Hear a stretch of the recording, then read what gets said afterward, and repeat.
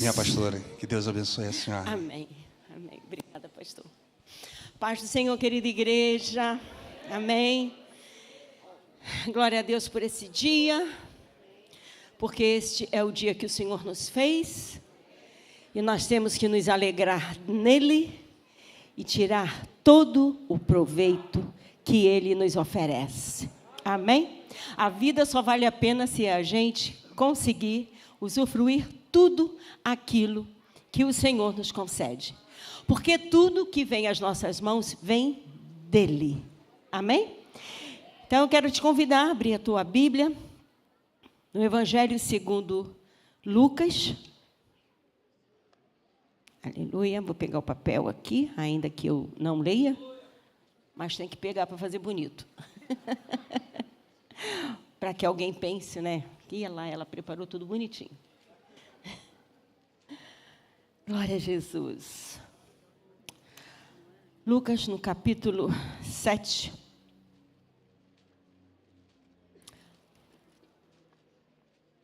Aleluia. E eu quero fazer... Irmãos, deixa eu abrir meu coração aqui. Eu sou uma pessoa apaixonada por Jesus. Extremamente apaixonada por Ele. Desde que eu tive o meu encontro com Ele, eu tenho uma paixão grande por Ele. Glória a Deus por isso. E se tem uma coisa que me incomoda demais da conta, mais do que deveria, é ver alguém que é dele, mas que não o serve com paixão. Porque eu comparo a um casamento sem paixão. Como, não me responda, mas pensa aí. Como é um casamento sem paixão? É uma coisa que você tem que levar, suportar, viver, porque está escrito, tem um contrato que você assinou e que tem até testemunha. Então, não dá para você sair daquele negócio. Principalmente se você for cristão, tem um compromisso com o Senhor. Então, você suporta. Mas um casamento com paixão... Gente, é aquela história que a minha bisavó já falava. Você come ovo com gosto de caviar. E o casamento sem paixão, você come o caviar com gosto de ovo. Então, é extremamente importante que a gente viva uma vida de paixão. Isso é fácil? Claro que não. Isso existe? É muito difícil, mas é possível. Se nós nos dedicarmos, nos empenharmos para ter aquela vida. Porque, afinal de contas, se eu invisto nesse casamento com paixão, quem é a maior beneficiada? Sou eu. Por isso é inteligente que a gente invista num casamento com paixão. E a vida cristã, para mim, é a mesma coisa. Eu posso viver uma vida cristã porque eu tenho que viver. Porque, afinal de contas, eu fui levada para a igreja desde pequenininha. Porque, afinal de contas, eu não quero passar a eternidade no inferno com Satanás. Então, eu tenho que ter uma vida cristã, mas sem paixão. E eu sinto muito quando eu vejo isso, porque a paixão por Cristo e pelo Evangelho, ela só nos traz benefício. Você passa na luta, você passa na prova, porque vamos passar, só deixa de passar quem desce a tumba. Entendeu? Enquanto você não desce a tumba, você vai ter uma vida de lutas, de provações, umas maiores, outras menores. Mas se você é apaixonada por Cristo, se você é apaixonado por Cristo, gente, vai ser muito fácil. Porque você sente aquela comunhão, você desfruta da presença daquele amado que te satisfaz. Então, você sofre com a aflição, com a luta, mas, por um outro lado, você tem a presença do Senhor na tua vida de uma forma tão extraordinária que supera tudo aquilo que você está passando. E eu quero te convidar a abrir a Bíblia em Lucas 7, nós vamos fazer a leitura do versículo 19 ao versículo 23. Jesus é o mesmo, ontem, hoje e eternamente. E quando eu vejo uma geração de um número incalculável de cristãos, mas sem paixão, eu me pergunto, o que é que está acontecendo? E eu mesma me respondo, falta paixão. Falta paixão. Então, a minha vontade, porque eu sei que o Senhor está às portas, é falar só de Jesus. Porque vai que alguém se apaixone por Ele. Vai que alguém, de tanto ouvir falar dEle, se apaixone de verdade por Ele. E eu quero falar para você hoje um pouquinho desse Jesus, que eu conheci de 11 para 12 anos, filha de pais não cristãos, mas eu me apaixonei. E por mais fraquinha que eu tivesse, porque eu conheci Jesus, eu me aproximei dele na minha adolescência, que é aquela fase de altos e baixos, mas por mais baixo que estivesse, eu nunca perdi de vista, eu nunca perdi dentro de mim o conhecimento de quem era aquele Jesus que eu havia conhecido. Às vezes andando longe, porque é assim que a gente fica quando é adolescente mesmo, né? A gente fica andando de longe. Mas nunca tirei os olhos dele. E o meu desejo nessa noite é que eu consiga transmitir a você um pouco da paixão por essa pessoa que se entregou por nós e que acredita em nós até hoje. Amém? Então, nós vamos ler a partir do versículo 18, mas no capítulo 1 eu não vou ler, mas o título do versículo 1 até o 10, na minha Bíblia, que é a NAA, está dizendo a cura do servo de um centurião. E depois do 11 até o 17, está escrito a ressurreição do filho de uma viúva. Foram as coisas que Jesus foi fazendo. E aí no 18, que fala os mensageiros de João Batista, diz assim: todas estas coisas foram relatadas a João pelos seus discípulos. Que coisas? A cura, a ressurreição e as maravilhas que ele fazia. Então, todas essas coisas foram relatadas a João pelos seus discípulos. E João, chamando 2 deles, porque João estava preso, estava encarcerado, porque ele pregava a verdade e incomoda a verdade. Então, ele estava preso. Ele chamou lá no cárcere 2 dos seus discípulos. E João perguntou a eles, disse o seguinte, versículo 19, enviou-os ao Senhor para perguntar, você é aquele que estava para vir? Ou devemos esperar outro? Quando os homens chegaram a Jesus, disseram, João Batista nos enviou para perguntar, o Senhor é aquele que estava para vir? Ou devemos esperar outro? Naquela mesma hora, Jesus curou muitas pessoas de doenças, de sofrimentos e de espíritos malignos, e deu vista a muitos cegos. Então Jesus lhes respondeu, voltem e anunciem a João o que vocês viram e ouviram. Os cegos veem, os coxos andam, os leprosos são purificados, os surdos ouvem, os mortos são ressuscitados e aos pobres está sendo pregado o Evangelho. Amém. Pode estar sentado.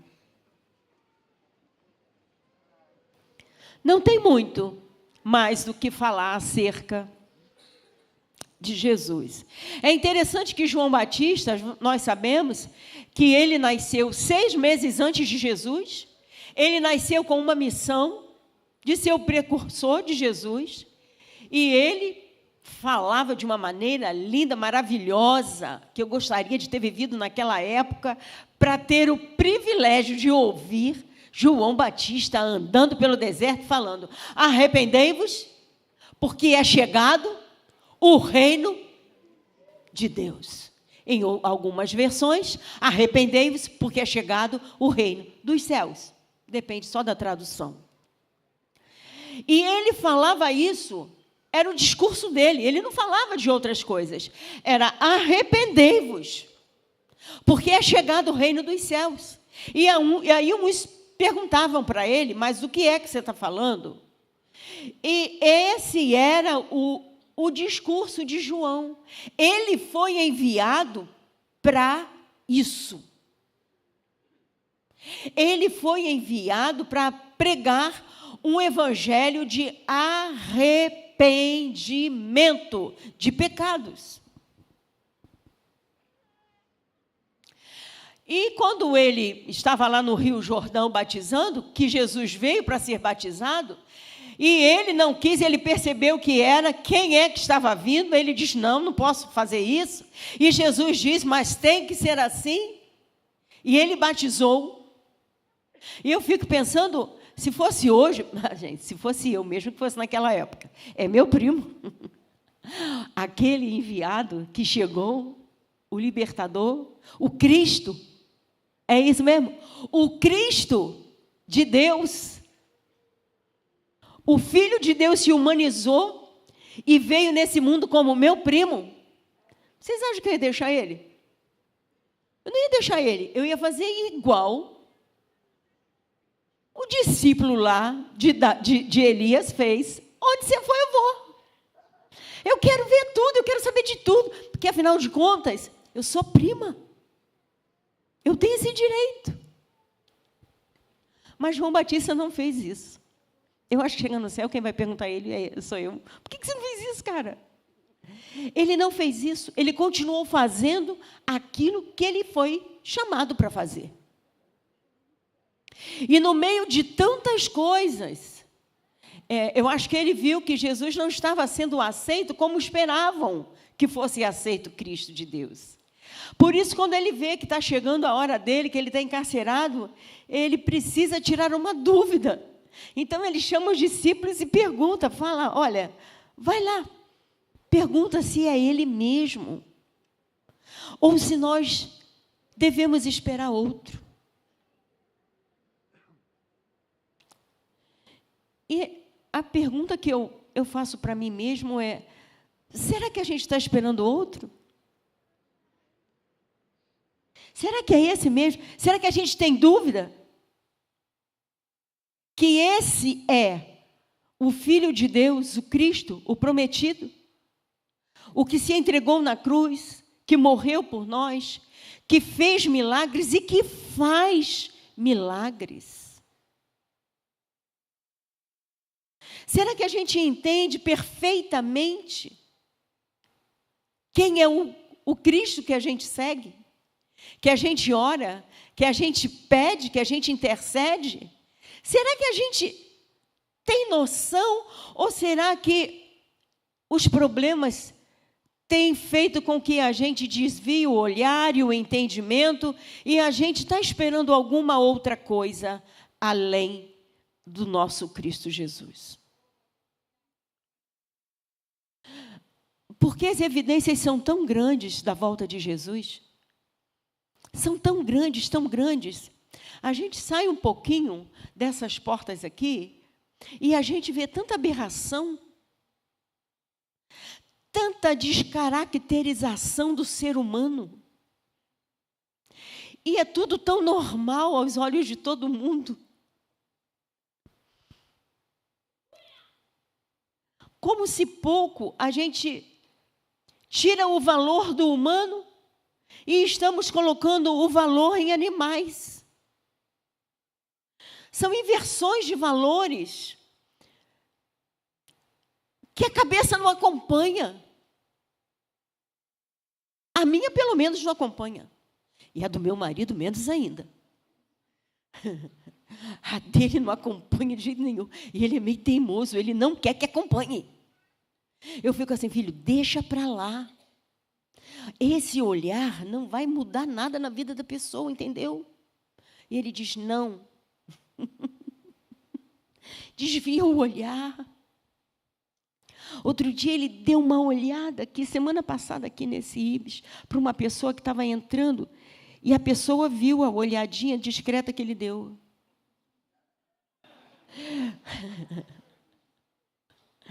Ele não percebe. E eu de lado vi. Falei, uau, a pessoa percebeu. E quando ele foi da segunda vez, eu falei, não. Por favor, não faça isso. Ele, não, mas é porque não tem porquê, vira o olho. Agora, em nome de Jesus, vira o olho. Porque eu vi uma casta de demônio naquela pessoa. E a pessoa estava disposta a partir para cima. E ele não conseguia muito controlar, né? Queria olhar de novo. Eu falei, você está arriscado receber um soco. Porque a pessoa estava com disposição. Eu falei, tem muito demônio ali. Vigia.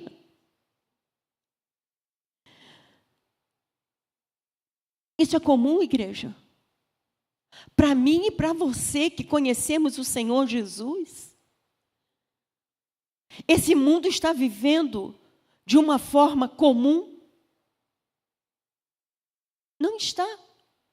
Não é possível que pelo menos nós que nascemos de novo, que andamos na luz, não tenhamos percebido isso. Você pode dizer assim, não, eu percebi sim, irmã Luciene. Sim, e o que você faz depois de ter tido essa percepção? O que você faz? Você percebeu a inversão dos valores, você percebeu como as trevas estão avançando. E não estão avançando desapercebidamente, no passinho de fada, para que ninguém perceba. Não, estão avançando a passos largos e fortes, para que todo mundo veja. É claro, todo mundo sou eu e você que estamos na luz, porque as trevas é cega, gente. Eles não percebem. Para eles, faz parte da geração. Por isso, você tem que se adaptar à geração, porque não tem jeito. É por isso que a gente vê mãe de crianças de 5, 6 anos com uma bandeira de valores invertidos. Por quê? Porque na cabeça dessas pessoas é assim que é a vida agora. E eu não vou mudar o mundo. Então, eu vou me adequar ao mundo. Porque são cegos espiritualmente. Mas a igreja não é cega. A igreja anda com uma lâmpada, clareando seus passos. Então, a gente percebe o que está acontecendo. Não gostamos, mas percebemos. E só que não basta perceber. Nós temos que perceber e fazer alguma coisa. O que eu posso fazer, irmã Luciene? Eu posso me achegar mais para perto do Senhor. Eu posso fazer um caminho, que é lindo a gente cantar, né? Como é que é aí? Quem já pisou nos Santos dos Santos, não sabe viver em outro lugar. E a gente canta, todo mundo canta, não sabe mesmo, não? Sim, eu sei qual é o hino, amada. Eu sei qual é o hino, obrigada. A minha pergunta é, se já pisamos nesse lugar? Primeira coisa. Se eu sou cristã, ouço falar que tem um lugar que pisa e que não consegue viver longe daquele lugar, me desculpe, mas eu vou lutar até eu pisar naquele lugar. Como assim? Eu tenho direito a ele e eu não entro? Não é? Eu vou para o aeroporto, eu tenho direito à sala VIP, que me dá um monte de coisa de graça, é chique no último. Mas eu não vou ficar aqui fora mesmo. Você tem direito. Você não vai pagar nada por aquilo. Mas eu decidi não ir. Nós temos uma vida cristã porque queremos passar a eternidade com esse Senhor. Mas a gente não tem muito interesse de ter uma intimidade enquanto está aqui. Dá para entender isso? Não dá para entender. O que é que está faltando? Paixão. E é por isso que em Apocalipse diz: você não é frio, nem você é quente. Quem dera você fosse frio, você fosse quente. Mas porque você é morno, eu vou ter que botar você para fora.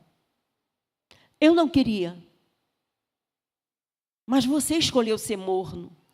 Você escolheu ser um crente. Mais ou menos.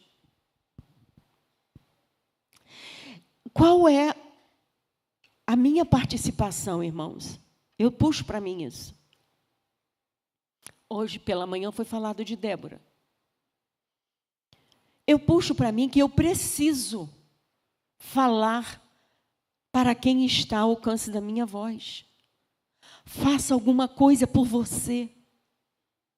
Nós estamos tentando desesperadamente fazer com que você entenda que você não pode viver nessa vida de feijão com arroz diária.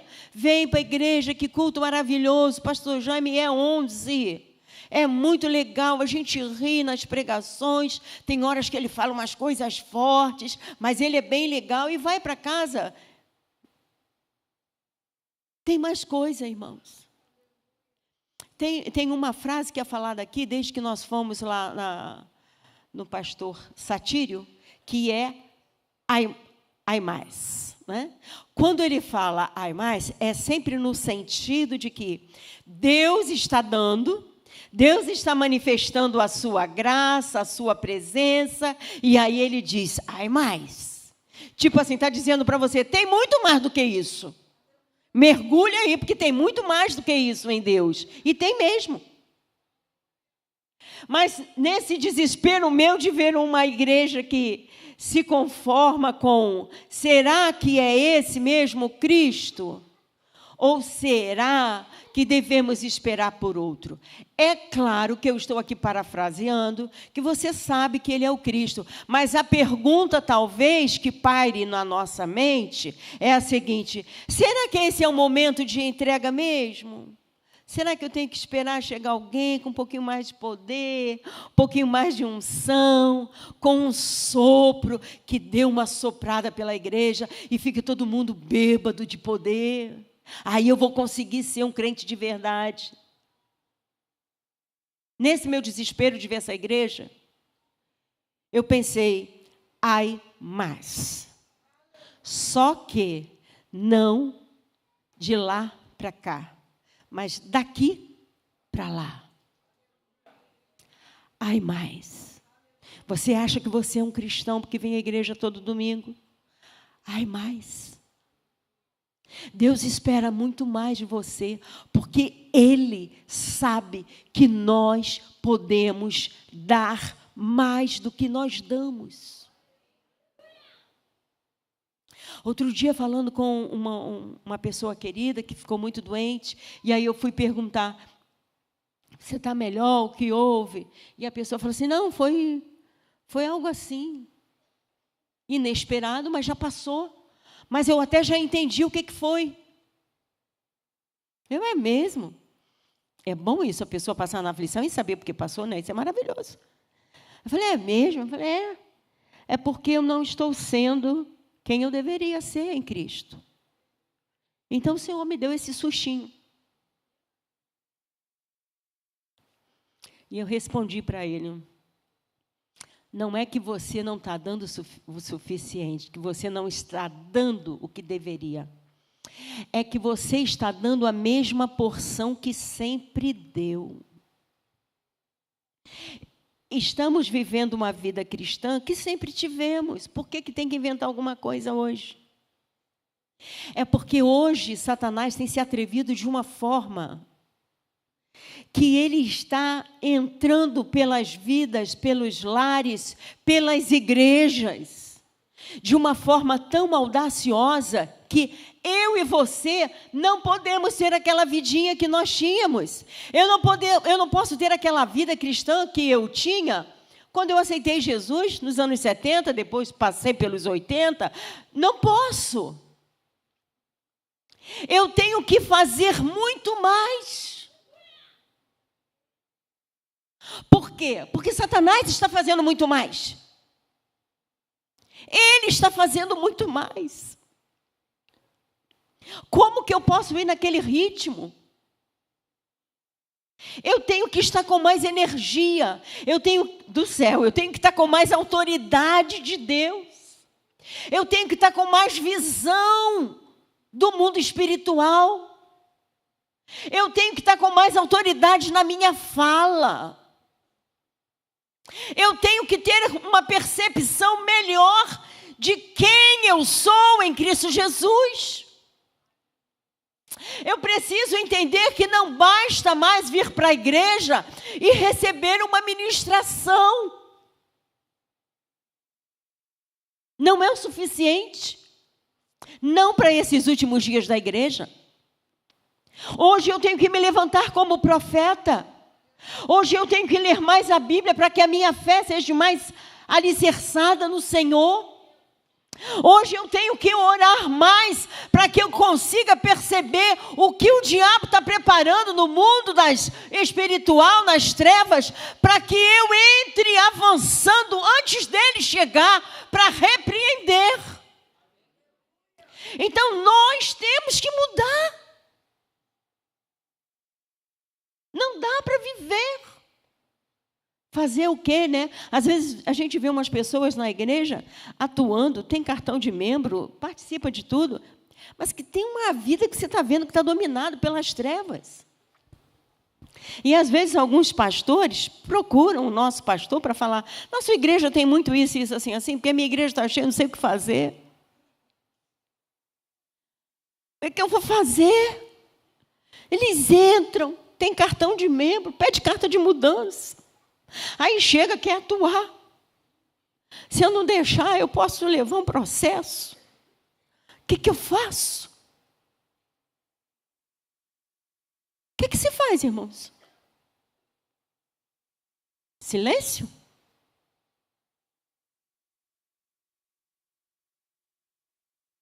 A Bíblia diz que as portas do inferno não prevalecerão contra a igreja do Senhor.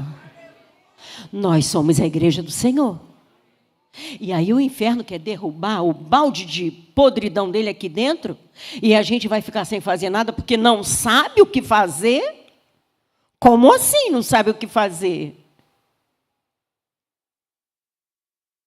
Vamos ler de novo o que João falou? O que Jesus mandou João Batista? Voltem, versículo 22. Então Jesus lhes respondeu: voltem e anunciem a João o que vocês viram e ouviram.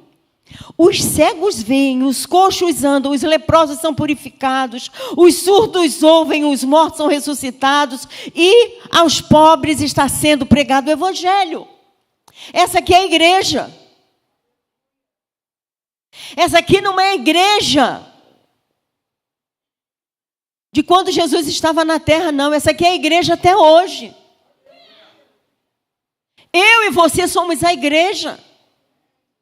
Eu e você temos autoridade para fazer com que as doenças sejam mandadas embora, aqueles que sofrem de espírito maligno sejam libertos,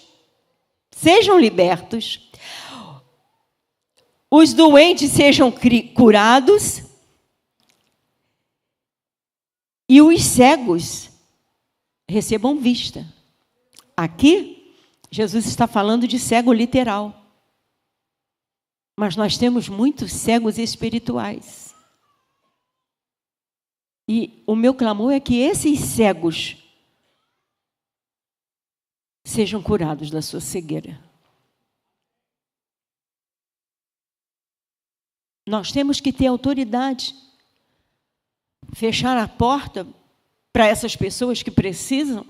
Nós temos pessoas queridas que entram por aqui. E às vezes preocupa muita gente porque vem para cá. E eu costumo dizer para o meu marido, ele tem que vir todo culto. Estranho, né? Mas eu adoro ver aqui. Sabe por quê? Porque é aqui o lugar que ele tem que ser liberto. Se não vir para cá, vai para onde, irmãos?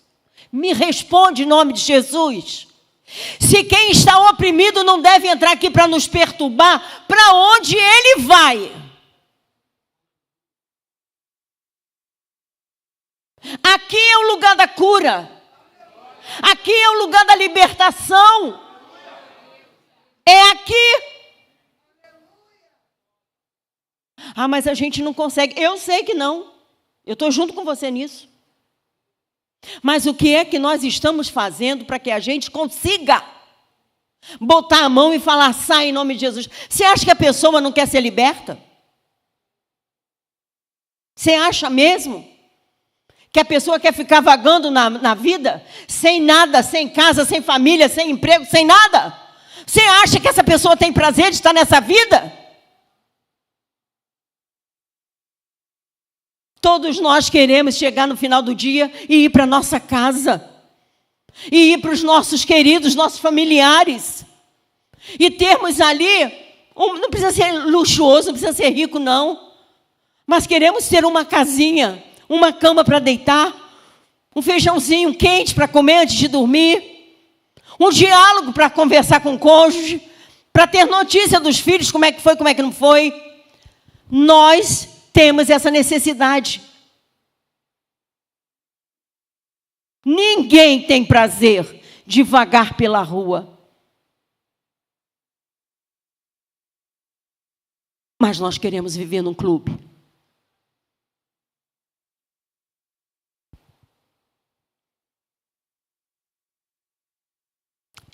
E eu volto a falar, o desejo do meu coração é que você comece do princípio de todas as coisas. Busca ao Senhor. Se entregue, se rasgue. Se rasgue diante do Senhor. Se rasgue orando. Se rasgue cantando. Se rasgue jejuando. Se rasgue dizendo não para a tua carne. Entenda que a gente precisa dizer não para a nossa carne. Nós precisamos, irmãos.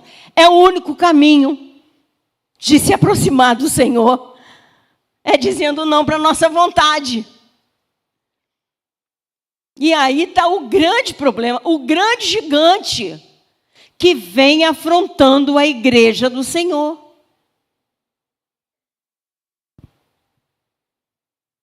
Tem alguém aí para me enfrentar? Diz o gigante da minha carne. Tem alguém aí que vai querer falar o que eu não quero ouvir para não receber o troco na hora?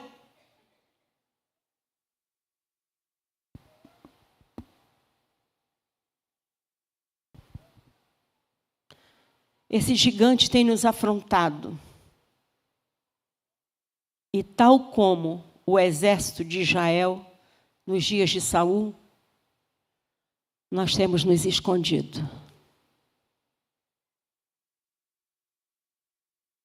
É tão fácil falar do exército de Esaú.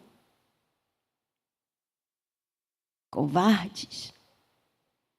O gigante ali afrontando e eles morrendo de medo. Como se nós fôssemos diferentes dele.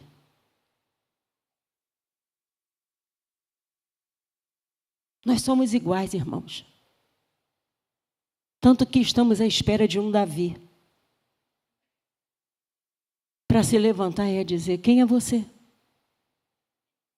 Quem você pensa que é para afrontar o exército do Deus vivo? Eu não olho para o que eu tenho, para a minha força ou para a minha armadura, para a minha espada. Eu não olho para nada disso, porque Davi não tinha nada disso. Mas ele tinha fé. Ele tinha ousadia. Ele tinha o que não dá para não ter. Comunhão com Deus.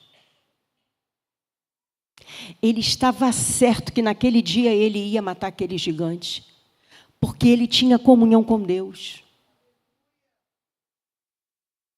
E a gente vive dentro de tantos livros, são tantos livros que eu tenho para ler, que ainda que eu quisesse eu não daria conta. Mas eu ouvi uma professora de teologia que disse assim uma vez, exemplo da vida dela: eu me enchia de leitura de livros evangélicos. Sobrava pouco tempo para a Bíblia. E aí eu começava a pregar do que o outro escreveu, da experiência do outro.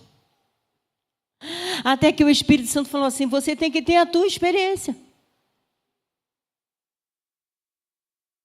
Desenvolva comigo um tempo de um relacionamento mais sério. E você vai ver quanta coisa eu tenho para te revelar. Você não vai precisar ficar pegando do livro do outro, porque eu tenho para te dar.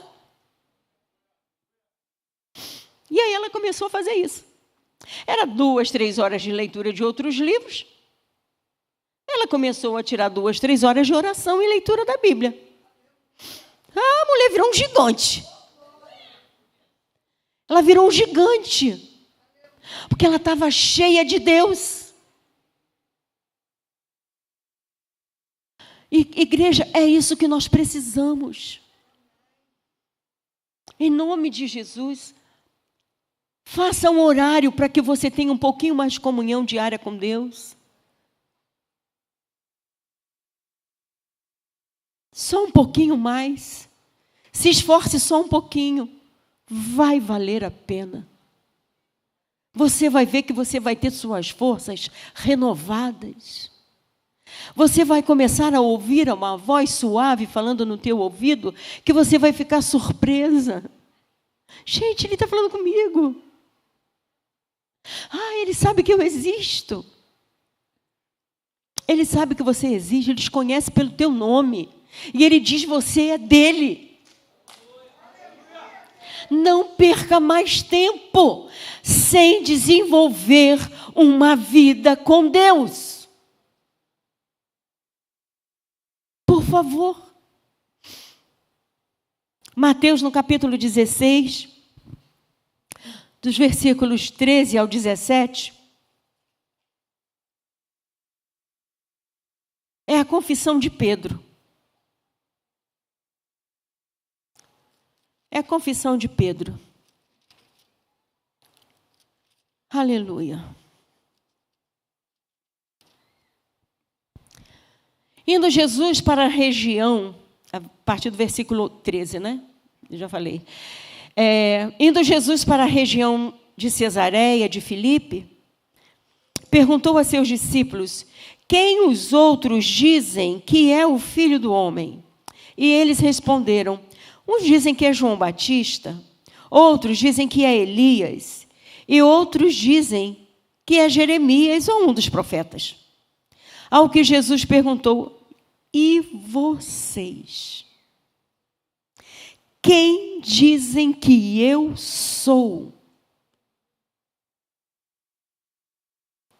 E vocês? Ele perguntou pelo que o povão comentava acerca dele, mas, na verdade, o que ele queria era perguntar para os discípulos. Porque o outro é o outro, irmão. Me importa o que o outro fala. Me importa quem está do meu lado. Me importa quem caminha comigo. O que quem caminha comigo pensa a meu respeito. Concorda comigo? Então ele perguntou: e vocês? O que vocês têm a me dizer? Quem vocês acham que eu sou? Versículo 16, respondendo Simão Pedro, disse: o Senhor é o Cristo, o Filho do Deus vivo. Glória a Jesus. Verso 17, então Jesus lhe afirmou: bem-aventurado é você, Simão Bar-Jonas, porque não foi carne e sangue que revelaram isso a você, mas meu Pai que está nos céus. Essa é a resposta que você tem para Jesus? Hoje, o Senhor é o Filho de Deus. Aquele que morreu e ao terceiro dia ressuscitou e me resgatou dos meus pecados. Esse é o Senhor para mim. Eu acredito que essa é a sua resposta, não tenho dúvida disso. E é por isso que eu insisto com essa minha palavra. Avance um pouquinho mais. Só um pouquinho mais. Saia desse lugar onde você não se vê importante para Deus, onde você acha que Deus nem olha para você porque você sabe quem você é. Você está enganado com Deus. Ele te dá muito valor. E é por isso que Ele te sustenta até hoje. Ainda que com pouca força, ainda que sem ânimo, ainda que sem paixão, mas você está aqui. E Ele espera que num desses momentos, Ele não tenha que dizer para você o que Ele disse para Jerusalém. Jerusalém, Jerusalém, você que mata os profetas, como eu te amei, como eu quis cuidar de você. Como a galinha que cuida dos seus pintinhos. Mas vocês não quiseram.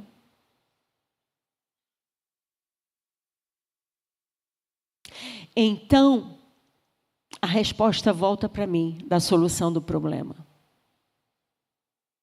Volta para mim. Ele fez tudo, Ele faz tudo. Mas eu posso não querer.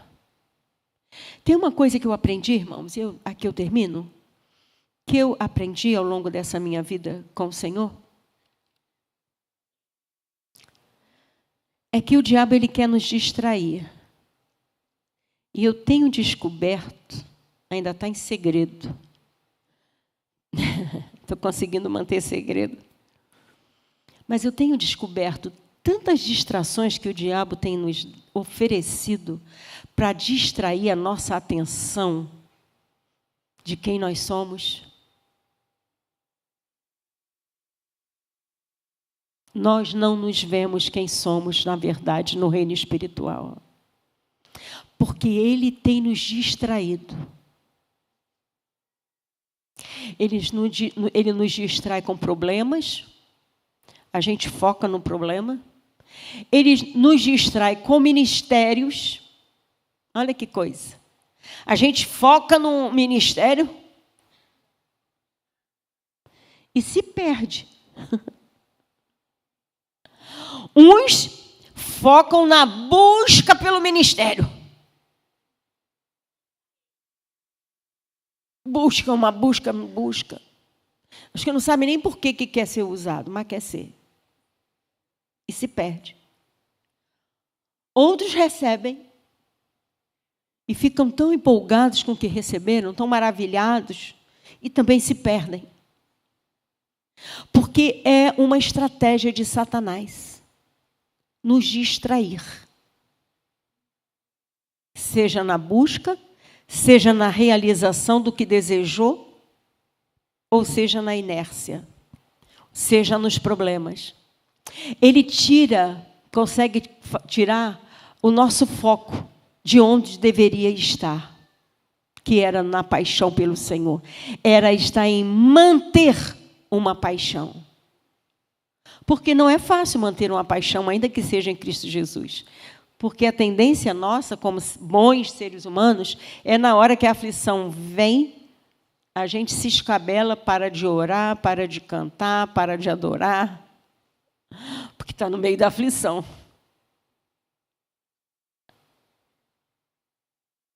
Mas eu também tenho entendido que eu não posso viver essa experiência por você.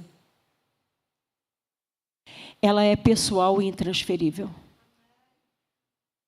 Você tem que desejar estar apaixonada pelo Senhor. Desejar estar apaixonado pelo Senhor. E pagar o preço da paixão. Qual é o preço da paixão? Eu me lembro quando eu estava apaixonada pelo meu marido e lembro dele apaixonado por mim. Ele andava não sei quantos quilômetros para me ver todo dia. Todo dia ele visitava os clientes dele só perto da minha casa. A clientela dele era toda lá perto de casa. Ele morava em Ramos e eu morava em Bento Ribeiro. E todo dia o Jaime estava lá em casa. Mas, de novo, meu tio falava, de novo aqui, Jaime. Não é porque eu vim no cliente ali. No dia seguinte, não, é porque o meu cliente está ali, ele não chegou, eu vim fazer uma horinha para depois ter que voltar lá mesmo. Era o preço. Quando eu saía do seminário, me levar para casa, não, você não vai sozinha. Quando eu me matriculei, eu fiz 1 ano sozinha. Eu ia de trem, eu fazia baldeação de trem. Mas agora, não, eu não vou deixar você ir de trem sozinha. Então, todo dia, ele levava a mim e minhas amigas que moravam. É um preço, é o preço da paixão. Ele queria provar para mim que ele estava apaixonado.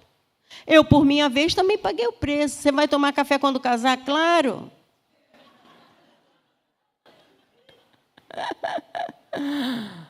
Vai mesmo, né? Vou. Só que não. A gente, para manter uma boa relação, a gente tem sempre que ter um sacrifício para demonstrar para o outro lado. Porque o outro não tem bola de cristal, não. A gente tem que demonstrar. Casamento que dá certo é o casamento que você engole seco. Para quê? Para manter a paz. Você gosta disso? Claro que não. Mas eu quero viver em paz. Eu preciso manter uma paz na minha casa. Então, a gente engole sapo. A vida a dois é assim. Eu engulo sapo num dia, no outro dia é ele que está engolindo. E a gente vai embora nessa vida assim. E com o Senhor é a mesma coisa. O que eu tenho que fazer para demonstrar que eu sou apaixonada? Preciso estar apaixonada, não dá para enganar ele, ele conhece meu coração. Esse é o caso. O marido ou a mulher, você consegue enganar. Diz que vai tomar café e não toma. Mas ao Senhor, Ele conhece o coração. Então, o que eu vou fazer? Senhor, eu quero mais de Ti. O que eu vou fazer? Vou levantar meia hora mais cedo para orar. Senhor, eu preciso mais de Ti. Eu vou levantar de madrugada. Vou levantar de madrugada. Ou, se você prefere dormir mais tarde, vou dormir meia hora mais tarde para fazer a minha leitura. Não é só a leitura que é proposta aqui, não.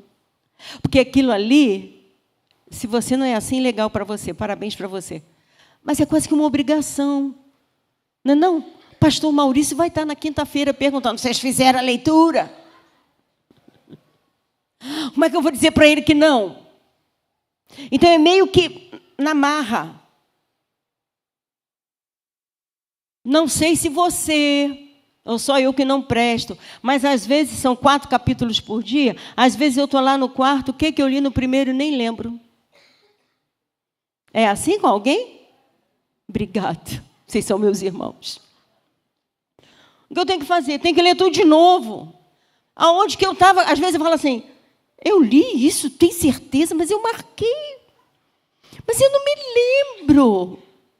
Gente, como é que isso... Aí eu fico, será que é porque eu estou velha? Não, você está velha, querida, mas é porque a tua atenção estava em outra coisa. Então, eu faço essa leitura, é meio que uma obrigação, mas eu tenho que fazer a minha leitura por paixão. Senhor, o que o Senhor quer falar comigo hoje? O que o Senhor... Senhor, qual é o livro que o Senhor quer que eu leia? Independente daquele ali. Ah, é esse. Então eu vou ler. Isso é demonstração de paixão de alguém que quer dizer: eu preciso que o Senhor veja que eu quero.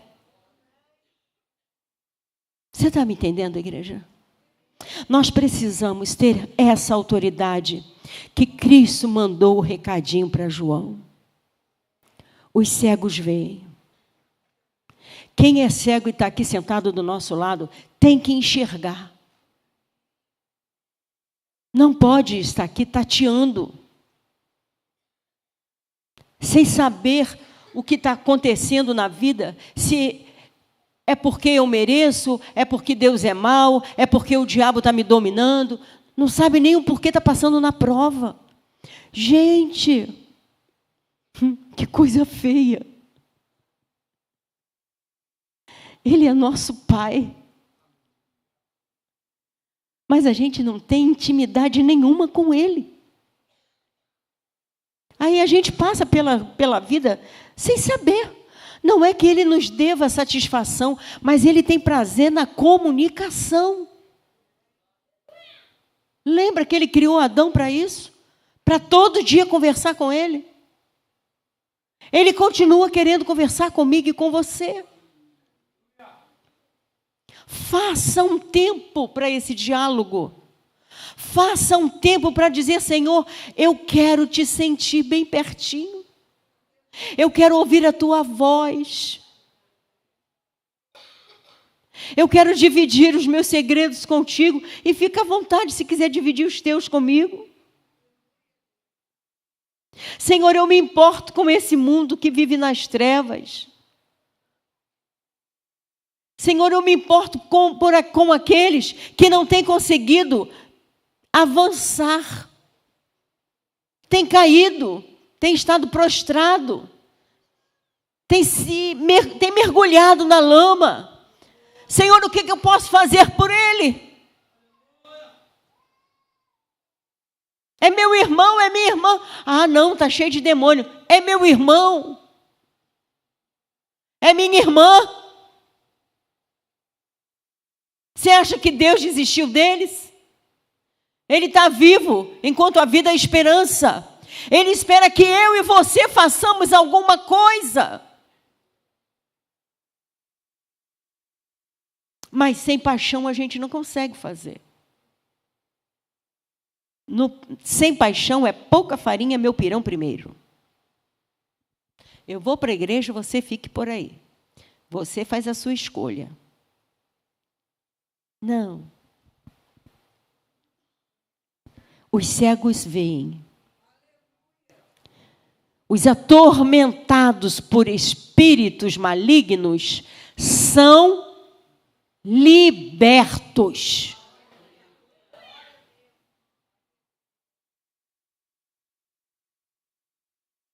A igreja precisa se levantar com ousadia, com uma identidade do céu. Uma coisa que eu acho bonita é militar dando carteirada. Eu acho muito bonito. Acho que é porque eu não sou, né? Então, ai, que lindo. Eu lembro de um tio que eu tenho, que ele gostava de dar carteirada. Qualquer coisa ele falava: sabe com quem está falando? E eu era pequenininha, eu achava o máximo. Tudo que ele tinha uma carteira de sargento. Mas ele se enchia naquilo, sabe? Sabe com quem está falando? Tipo, eu não sou qualquer um. Nós temos que aprender a dizer isso para Satanás. Sabe com quem você está falando? Hã? Você sabe com quem que você está falando? Você está falando esse monte de bobagem aí, que não foi isso que Davi disse para Golias? Quem você pensa que você é, rapaz? Você é um incircunciso. Eu sei bem quem você é. Você é um incircunciso. Você não tem parte. Você não tem direito diante do Senhor dos Senhores. Agora, hoje eu te mato. Imagina aquele frangote falando sem armadura. Hoje eu te mato. Ele tinha identidade, ele sabia quem ele era. Então ele estava dando uma carteirada. Te mato hoje. E matou. Nós precisamos ter isso. Essa identidade. Satanás está fazendo graça dentro da minha casa. Ei, você está pensando que eu? Está pensando vai fazer o que na minha casa? E você não sabe com quem você está falando? Você não sabe em que casa você entrou. Essa casa aqui, ela tem dono. E essa casa aqui tem alguém que está na torre de vigia. Eu já vi você entrar. E é por isso que eu vou te dar uma carteirada. Você vai ter que sair em nome de Jesus. Por quê? Porque eu sei quem eu sou em Deus. Mas sem paixão a gente não vai a lugar nenhum. E eu quero te convidar a estar em pé nessa hora. Eu quero que você faça um acordo com o Senhor. Você vai me ouvir sempre falar isso, irmãos. Não, eu vou falar sobre o quê? Qual outro assunto eu vou poder falar hoje em dia?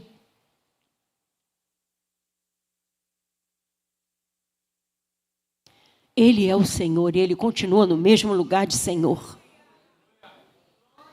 Ele não mudou. Nós mudamos. Mudamos e a maioria de nós sem perceber. Porque Satanás nos fez mudar o olhar, nos distraindo. Mas eu creio, irmãos, pelo menos para a minha vida eu estou buscando isso. E eu gostaria que você estivesse comigo. 2024 é um ano que nós vamos avançar muito no Senhor. Sabe aquela coisa de renovar a carteira? Ah, eu tenho a carteira, mas já perdeu a validade. Que hoje seja um dia de renovo de carteira. Carteira de identidade do céu. Que você tenha uma carteira que você diga, Senhor, eu quero me apaixonar. Eu quero voltar ao primeiro amor. Aquele momento, no círculo de oração, nós fizemos isso na quinta retrasada. Né, Rita? Cadê Rita? Nós fizemos isso. De manhã, eu não tinha ainda uma palavra, busquei, mas não veio nada. Aí deu aquele meio que desespero, né? Desespero humano, mas eu falei, Senhor, eu sei que alguma coisa vai ter, porque eu conheço meu Senhor. Mas o Senhor não me deu nenhuma palavra. Como é que vai ser? O Senhor vai mandar alguém para pregar? Porque o Senhor não me deu um nome para eu chamar, nem me deu uma palavra. E assim, eu vim para o culto. E no meio do caminho, ele falou assim, hoje é um dia de testemunho. Mas de testemunho de conversão. Todo mundo que vai falar vai dar o testemunho de como foi sua conversão. Falei, gente, que bonito isso. Até porque eu amo o dia da minha conversão. Fiquei pensando, puxa, legal. E ele completou. É preciso voltar ao primeiro amor. Lembre do dia da sua conversão. Lembre do dia do seu encontro com o Senhor. E você vai sentir saudade do momento que você vivia com Deus. O novo convertido, ele é disposto a fazer qualquer coisa. Lavar banheiro, capinar, lavar louça, não importa, qualquer negócio é negócio. Ele quer estar perto e fazer parte do corpo de Cristo. Ele quer evangelizar, ele quer entregar folheto, se não sabe falar, ele entrega folheto. Está feliz da vida, se sentindo Billy Graham.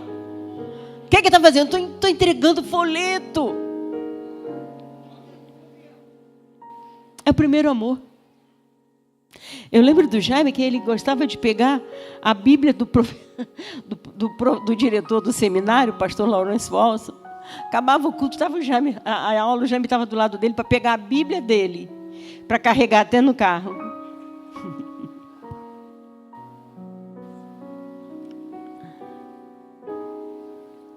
desejo de estar perto de quem está no altar.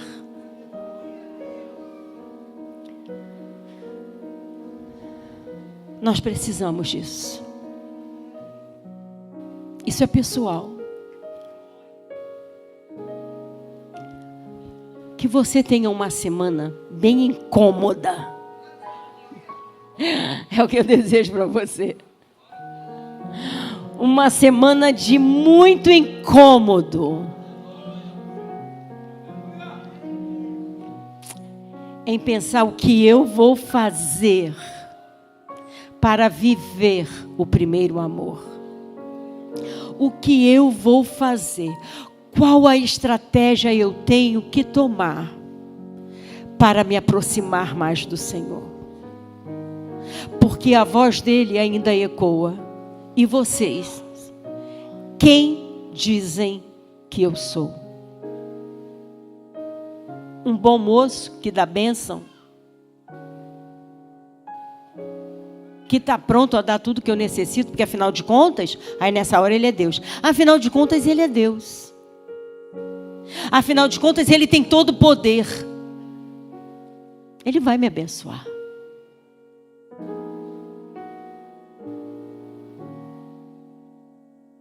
Ele está buscando os seus adoradores, que o buscam, que o adoram em espírito e em verdade.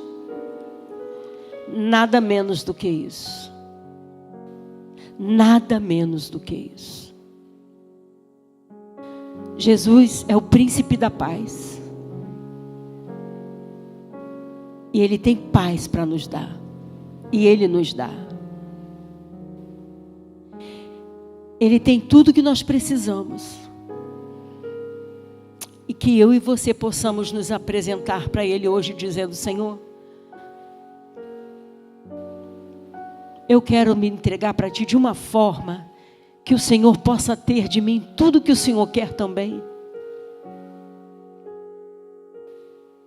Me ajuda a Te agradar. Me ajuda a Te agradar. Essa é a minha oração pela minha vida. Todos os dias. Como eu Te agrado hoje, Senhor. Eu não posso ser hipócrita para achar que eu sou uma pessoa que eu não sou. Eu não posso. Ele conta comigo. E eu sei que eu posso contar com Ele. E eu quero que Ele também possa contar comigo. Eu vou orar nessa hora. Se você quiser